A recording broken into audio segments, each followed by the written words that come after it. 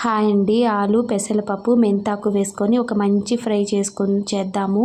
మొదటిగా పెసరపప్పుని ఒక 1 అవర్ పాటు నానేసి ఒక 2-3 విజిల్స్ ఇచ్చుకోవాలి. తర్వాత ఒక ప్యాన్లోకి ఆయిల్ వేసుకొని ఆవాలు, జీలకర్ర, పచ్చిమిరపకాయలు, కొద్దిగా ఆనియన్స్ వేసుకొని ఫ్రై చేసుకోవాలి.